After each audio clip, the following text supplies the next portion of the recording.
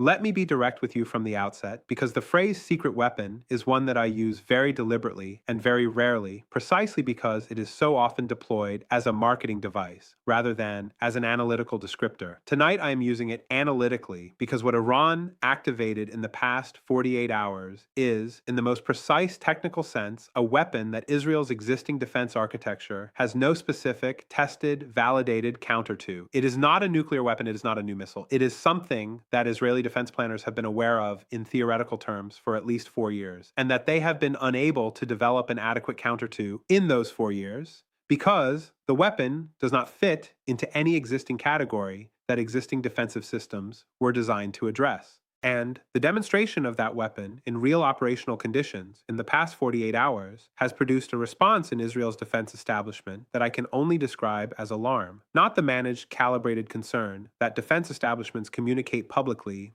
but the kind of genuine institutional alarm that gets expressed in emergency overnight meetings of the Security Cabinet and in urgent phone calls between defense ministers and their American counterparts at hours when such calls are not normally made. Subscribe now if you are not already subscribed, because we are going to spend the next 18 minutes explaining exactly what this weapon is, why it is so difficult to defend against, what it has done in the past 48 hours, and what it means for the strategic balance between Iran and Israel at this moment in the conflict. This is the analysis you have not seen anywhere else. Let's go. Before I tell you what the weapon is, let me establish the context that makes it comprehensible. Israel's air defense architecture, Iron Dome, David's Sling, Arrow 2, Arrow 3, is one of the most sophisticated and extensively tested layered defense systems in the world. It has performed remarkably well against the threats it was designed to address. Unguided rockets from Gaza, medium-range ballistic missiles from regional adversaries, and conventional aircraft. The Israeli defense establishment has invested billions of dollars and decades of technical development in this system, and the investment is genuine and the performance is real. But all defensive systems are designed against specific threat categories, and the history of warfare is a history of adversaries finding ways around, over, under, and through whatever defensive system they are facing. The defensive system designs a lock, the attacker designs a key, and the key that Iran just used is one that the lock was not built to address. What Iran activated is what defense analysts have been calling, in the technical literature, swarming autonomous systems with cooperative engagement capability. That is the academic description. Let me give you the operational description. Iran deployed, according to reporting confirmed by multiple regional defense monitoring services and corroborated by Israeli emergency communications, monitored by European intelligence agencies, a formation of approximately 850 to 1,100 small autonomous aerial vehicles, each one about the size of a large bird, with a radar cross-section smaller than most birds.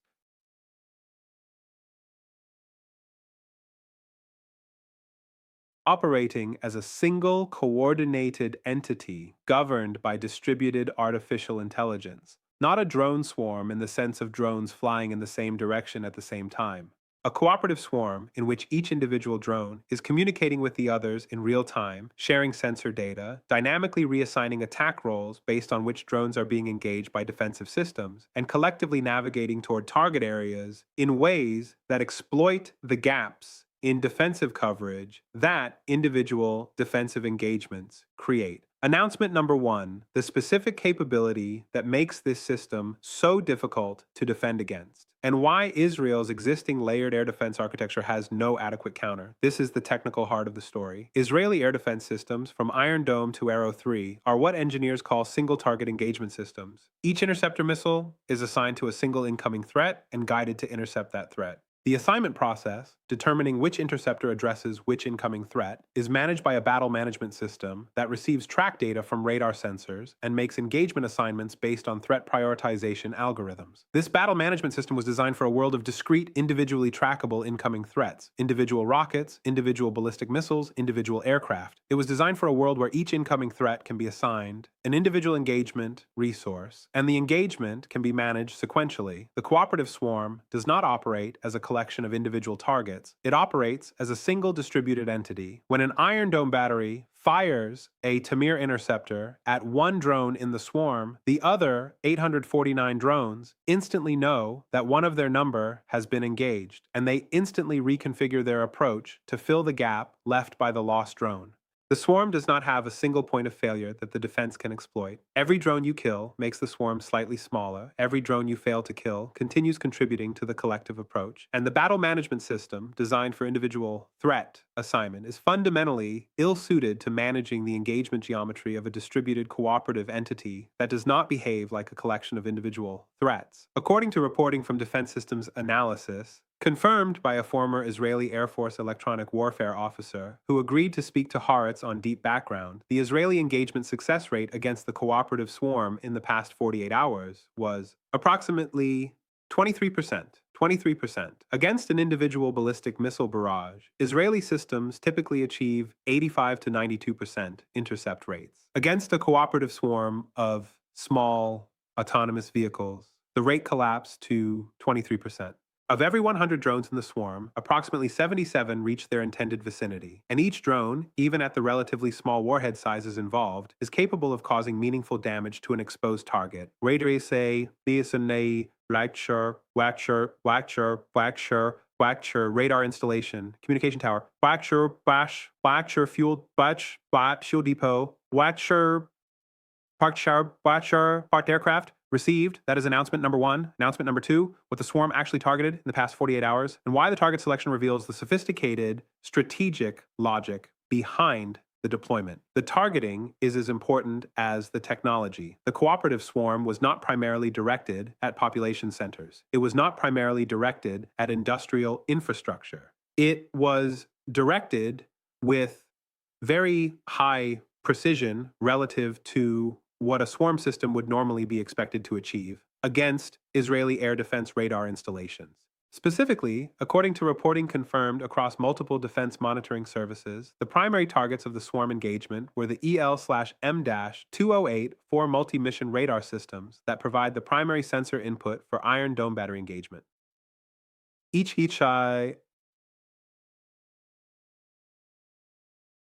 L/M-2084 radar covers a specific geographic sector of Israeli airspace. Destroy or damage the radar, and the Iron Dome battery it feeds becomes blind, capable of launching interceptors, but unable to accurately guide them to a target. According to Israeli Air Force communications monitored by European intelligence services, at least 7 EL/M-208 four radar installations experienced damage requiring immediate maintenance stand down in the 48-hour period under review. 7 radars stood down means 7 sectors of Israeli airspace in which Iron Dome coverage is degraded or absent. And those 7 gaps are not randomly distributed. They are, according to analysis from the International Institute for Strategic Studies, geographically clustered in ways that create a corridor of degraded air defense coverage in the approaches to specific high-value strategic targets in central and northern Israel. The strategic logic is elegant and alarming simultaneously. The cooperative swarm is not the final weapon. It is the weapon that clears the path for the next weapon. By degrading specific sectors of the Iron Dome radar network, Iran has created windows of reduced coverage through which heavier, more destructive systems, ballistic missiles, cruise missiles, strike aircraft, can potentially penetrate with significantly reduced risk of interception. The swarm is the key that unlocks the lock, and the weapon that follows through the unlocked door is what the swarm was designed to make possible. Stay with me here, because this is where the analysis becomes really consequential. The response to this capability, the answer to the question of how you defend against a cooperative autonomous swarm targeting your radar systems, requires directed energy systems, specifically high-energy laser systems capable of engaging small, fast-moving targets at the energy levels required to kill a drone-sized vehicle before it reaches its target. Israel has been developing laser-based air defense, the Iron Beam system, developed by Rafael Advanced Defense Systems, since at least 2014. The system was declared operationally ready for limited deployment in 2022. According to the Israeli Ministry of Defense's own published statements, Iron Beam can engage targets costing $1 or less per shot with a laser pulse that costs a fraction of what a Tamir interceptor costs. It is, in economic terms, the ideal counter to an autonomous swarm. But here is the problem, and it is is a problem that the Israeli defense establishment has known about and has not yet solved. Iron Beam requires electric power at very high levels, tens of megawatts per firing installation, and it has an engagement range of approximately 7 kilometers. Against a swarm of 1,000 drones approaching from multiple vectors at distances of up to 50 kilometers, a 7-kilometer engagement range means you are engaging the swarm when it is already very close to its target. The physics of the engagement geometry leave almost no margin for error. Received. That is announcement number 2. Announcement number 3, and this is the element that almost nobody in the mainstream coverage is connecting: the artificial intelligence dimension of the cooperative swarm, and specifically the source of the AI architecture that makes the cooperative engagement capability possible. Because this is not software that Iran developed independently. According to reporting from the Financial Times, confirmed by 2 European security services, and corroborated by analysis from the Middlebury Institute, the cooperative engagement algorithms governing Iran's autonomous swarm system bear significant technical resemblance to Russian autonomous systems development work that has been documented in Russian defense journals since 2019. The specific signature is in what computer scientists call the consensus protocols, the mathematical framework that allows individual agents in a swarm to reach coordinated decisions without a central controller. The consensus protocols documented in Iran's swarm system are, according to the technical analysis reported by the FT, consistent with research published by Russian defense technology institutes in the period 2019 to 2022.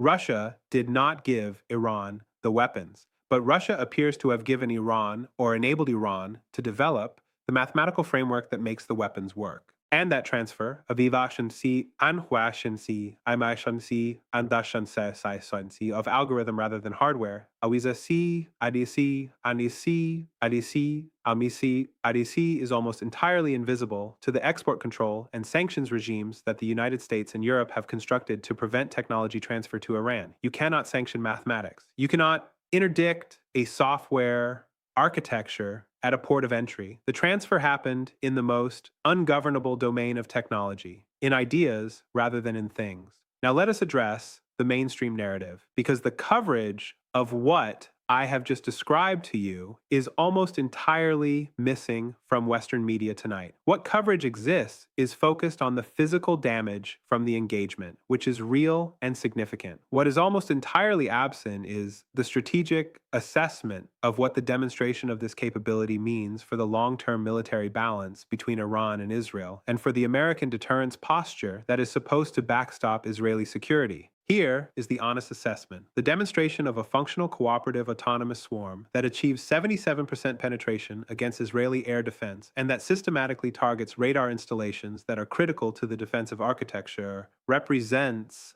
a qualitative shift in the military balance that is not correctable in the short term. Israel cannot rapidly deploy Iron Beam at the scale and coverage density needed to counter a swarm of 1,000 drones.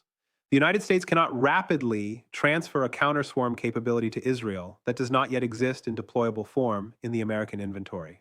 The solution to this threat is a research and development problem, not a procurement problem. And research and development does not happen on a 6-month timeline. For the next 18 to 36 months, Iran has a capability that Israel does not have an adequate answer to. And that is a fact that is going to shape every strategic calculation in the Israel-Iran confrontation for the foreseeable future. The historical parallel I want to draw is the introduction of the tank in World War I. When British forces first deployed tanks at the Battle of Flers Courcelette in September 1916, they were doing something that the existing defensive doctrine, machine guns, trenches, barbed wire, had no adequate prepared counter to, not because the tank was invincible, it was not. Early tanks broke down constantly, moved slowly, and were vulnerable to artillery fire. But in the specific tactical situation, crossing no man's land in the face of machine gun fire, the tank provided a capability that the existing defense had no pre-engineered answer for, and the armies that faced tanks for the first time had to improvise responses in real time. The cooperative autonomous swarm is the tank of the 21st century air defense problem, not invincible, not the final word, but novel enough that the existing defensive architecture has no pre-engineered answer for it, and the armies facing it have to improvise in real time. And improvisation against a novel threat is expensive in time, in resources, and in whatever the adversary does while you are improvising. 3 paths forward. Path 1, emergency procurement of directed energy systems, specifically American-developed high-energy laser systems that are currently in advanced development, but not yet in operational inventory. Wyckofferies and for deployed to Israel on a crash basis within 90 days. I assess this as achievable, but 30% probable, because the technology readiness level of the systems in question does not yet meet the reliability threshold required for operational deployment. The indicator for this path is whether American defense companies receive emergency contract authorizations from the Department of Defense for expedited delivery of laser systems. Path 2, development of counterswarm protocols using modified existing systems, EL/M-2084 radar upgrades combined with modified TAMR interceptors optimized for small target engagement as a bridge capability pending directed energy deployment. I assess this at 45% probability as the most likely near-term response. The indicator is Israeli Defense Budget Emergency Supplemental Request to the Knesset. Path 3, accepting a period of reduced air defense effectiveness against swarm attacks while concentrating defensive resources on protection of highest priority strategic sites, accepting that secondary sites will be more vulnerable during this period. I assess this at 25% probability, but it is the path that, if taken, will be politically and militarily the most difficult to sustain. The indicator is an Israeli military announcement of priority designation for certain installations, the kind of announcement that military establishments hate to make because it tells the adversary which targets to prioritize. Tell me in the comments whether you think the cooperative swarm represents a permanent shift in the Iran-Israel military balance, or whether you think Israeli and American innovation will produce an adequate counter within a meaningful time frame. Tell me whether you think this demonstration accelerates or decelerates the broader conflict trajectory. Subscribe, share this analysis with anyone who is trying to understand what is actually happening in this conflict beneath the tactical noise. Turn on notifications. We will see you in the next analysis. Good night. There is one additional dimension to this analysis that I want to address because it connects the cooperative swarm story.